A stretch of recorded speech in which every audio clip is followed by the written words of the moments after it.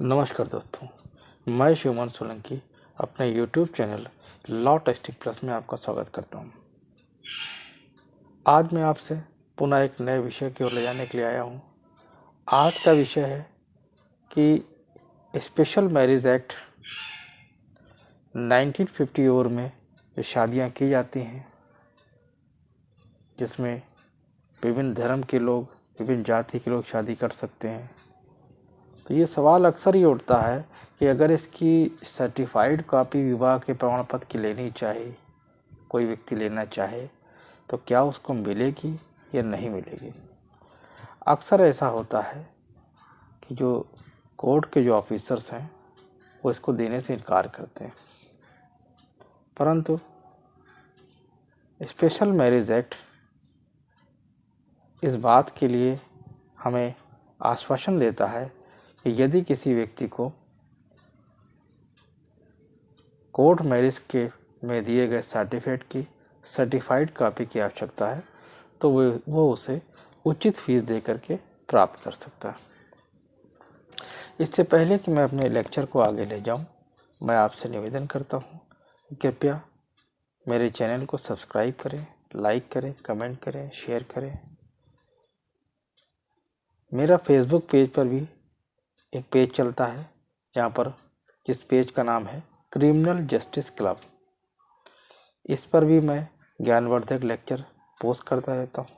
यदि आप उसे फॉलो करेंगे तो आपके विधि संबंधित जो ज्ञान है उसमें बढ़ोतरी होने की संभावना है। इसके अलावा एक आपसे और निवेदन है, यदि आपको मेरे किसी लेक्चर में कोई चीज़ समझ में नहीं आती है तो कृपया उसे एक से अधिक बार देखेंगे तो धीरे धीरे वो चीज़ें क्लियर हो जाएंगी। और यदि आप मुझे कमेंट करते हैं किसी बात पर जो कि आपको लगता है कि कोई चीज़ नहीं समझ में आ रही है, तो उस पर मैं उस कमेंट के माध्यम से या फिर आपके मेरे व्यक्तिगत फ़ोन नंबर के माध्यम से यदि आप मुझे सलाह लेना चाहें तो ले सकते हैं।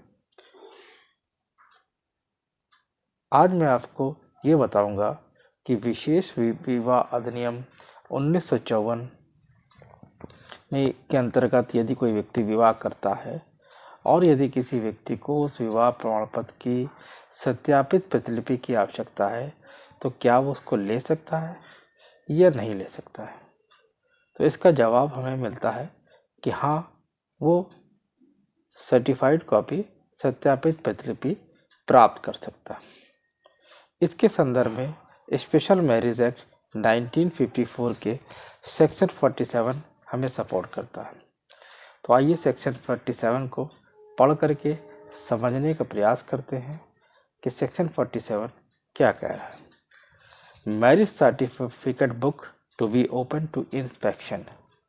The marriage certificate book kept under this act shall at all reasonable time be open for inspection and shall be admissible as evidence of the statement therein contained।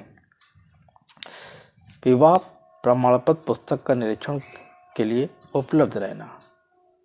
इस अधिनियम के अधीन रखी जाने वाली विवाह प्रमाणपत्र पुस्तकें सभी उचित समय पर निरीक्षण के उपलब्ध रहेंगी और उसमें अंतर्विष्ट कथनों को साक्ष्य के रूप में ग्राह्य होंगे, यानी कि उसको एज ए एविडेंस जो है वो एडमिसिबल होंगी और उसको एज ए एविडेंस जो है यूज़ किया जा सकता है।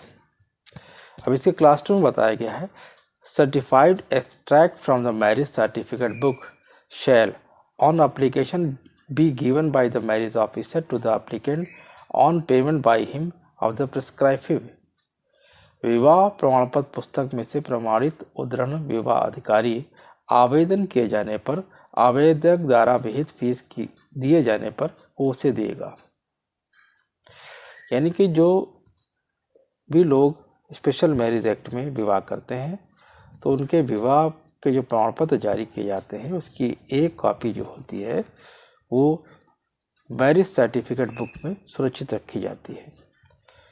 और यदि किसी भी व्यक्ति को उस सर्टिफिकेट की सर्टिफाइड कॉपी की आवश्यकता है तो वो सेक्शन 47 स्पेशल मैरिज एक्ट 1954 में आवेदन करे और उसकी जो निर्धारित फीस है उसको पेमेंट करने के बाद मैरिज सर्टिफिकेट ऑफिसर जो होगा उसकी सर्टिफाइड कॉपी आपके पक्ष में जारी कर देगा। ये सर्टिफाइड कॉपी देने से आपको मना नहीं कर सकता, ऐसा स्पेशल मैरिज एक्ट 1954 में बताया गया है। इसके अलावा जब भी स्पेशल मैरिज एक्ट 1954 में कोई व्यक्ति शादी के लिए जाता है तो वहाँ पर एक पक्षकारों को जो उनकी नोटिस जाती है, वो जो नोटिस जाती है उसमें समय दिया जाता है 30 दिन का। यदि किसी व्यक्ति को किसी तरह का ऑब्जेक्शन हो, कोई एतराज़ हो, तो उस बारे में अपना ऑब्जेक्शन जो होगा न्यायालय सेवान के सामने उपस्थित करें। तो वो जो नोटिस जाती है उस नोटिस के संदर्भ में भी जो है प्रत्येक नोटिस को एक नोटिस बुक बनाई जाती है, उस नोटिस बुक में उसको रखा जाता है। तो ये जो नोटिस जो जारी की जाती है वो सेक्शन 5 स्पेशल मैरिज एक्ट 1954 में जारी की जाती है। इसको कहा जाता है नोटिस ऑफ इंटेंडेड मैरिज, यानी कि आशाहित विवाह की सूचना। क्या बताया गया इसमें? When a marriage is intended to be solemnized under this act, the parties of the marriage shall give notice thereof in writing in the form specified in the second schedule to the marriage officer of the district in which at least one of the party to the marriage has resided from for a period of not less than 30 days immediately preceding the date on which such notice is given। जब किसी विवाह को इस अधिनियम के अधीन अनुष्ठान आशायित हो तब विवाह के पक्षकार द्वितीय अनुसूची में विनिर्दिष्ट प्रारूप में उसकी लिखित सूचना उस जिले के विवाह अधिकारी को देंगे, जिसमें विवाह के पक्षकारों को कम से कम एक ने उस सूचना दिए जाने की तारीख से ठीक पहले 30 दिन की अन्यून कालावधि तक निवास किया हो। यहाँ पर क्या कह रहा है? यहाँ पर ये कह रहा है कि यदि कोई व्यक्ति स्पेशल मैरिज एक्ट 1954 में शादी करना चाहता है तो उसमें ये बताया गया है कि जब इस तरह की इंटेंडेड मैरिज कोई होती है, किसके होनी है, तो उस संदर्भ में एक नोटिस जारी की जाएगी। वो नोटिस जो होगी उसका प्रारूप जो है सेकंड शेड्यूल में दिया गया है। इसके अलावा कंडीशन क्या है कि नोटिस देने से ठीक 30 दिन पहले दोनों पक्षकार यानी कि हस्बैंड या वाइफ दोनों में से कोई एक पक्षकार जो होगा उसके 30 दिन पहले वहाँ निवास कर रहा हो।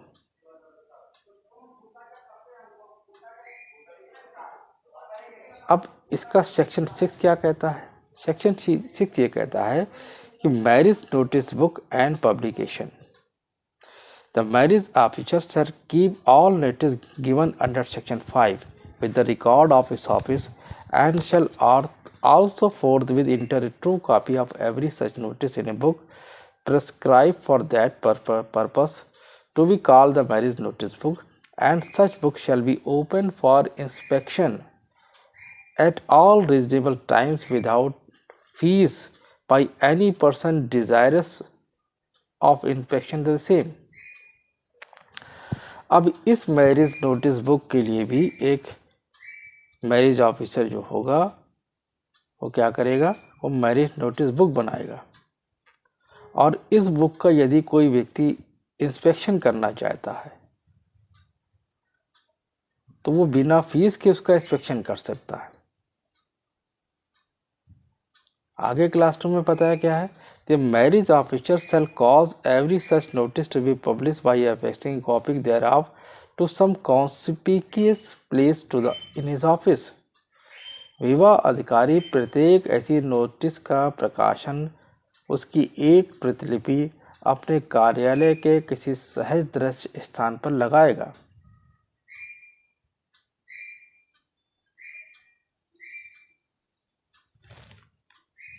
क्लास 3 में इसके बताया गया है where either of the parties to an intended marriage is not permanently residing within local limit of the district of the marriage officer to whom the notice has been given under section 5. The marriage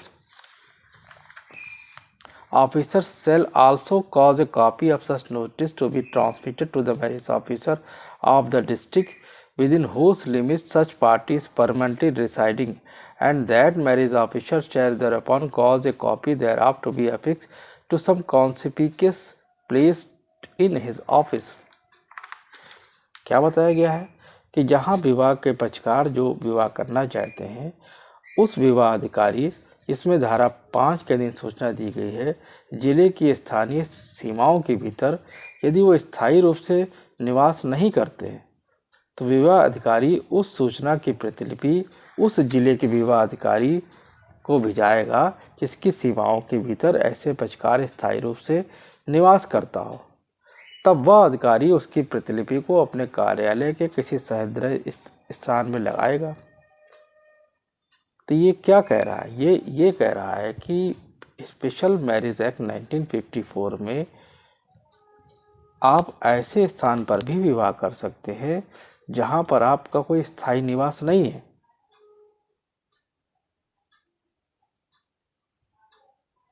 तो ये आपने देखा कि आज मैंने आपको special marriage act के 1954 से संबंधित कुछ जानकारी देने का प्रयास किया है। इसमें आज मैंने ये आपको जानकारी दी है कि यदि कोई विवाह प्रमाण पत्र जारी किया जाता है उसका मैरिज सर्टिफिकेट बुक बनाई जाएगी और उसकी अगर सर्टिफाइड कापी कोई व्यक्ति प्राप्त करना चाहता है तो निर्धारित शुल्क दे करके सेक्शन 47 में आवेदन करके प्राप्त कर सकता है। आगे मैंने आपको ये बताया कि सेक्शन 5 में जो आशायित मैरिज के जो पक्षकार हैं उनके द्वारा एक नोटिस जाएगी और सेक्शन 6 में ये बताया कि इस नोटिस की भी एक नोटिस बुक बनाई जाएगी, मैरिज नोटिस बुक बनाई जाएगी और उसको जो इंस्पेक्शन जो है, जो पक्षकार यदि कोई व्यक्ति करना चाहता है तो फ्री ऑफ कॉस्ट उसका इंस्पेक्शन कर सकता है। दूसरी चीज़, इसके क्लास 3 जो है इसका बहुत इंपॉर्टेंट है, सेक्शन 6 का क्लास 3, इसमें ये बताया गया है कि यदि आप किसी स्थान पर मैरिज करना चाहते हैं और वहाँ पर आप स्थायी निवासी नहीं हैं तो उस स्थिति में भी आप विवाह कर सकते हैं, परंतु जब आप आवेदन करेंगे तो उसमें शर्त यह है कि आपको वहाँ पर 30 दिन के अंदर विदिन 30 डेज आपने वहाँ पर निवास किया हो। और जब आप आवेदन करेंगे तो ये सेक्शन 5 में नोटिस जारी की जाती है।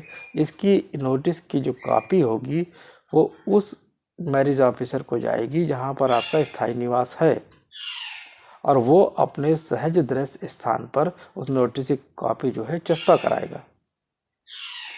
तो ये आपने देखा कि आज मैंने आपसे स्पेशल मैरिज एक्ट 1954 से 54 के ऊपर चर्चा की है।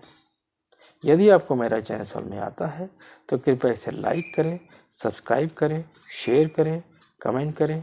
जय हिंद, जय भारत।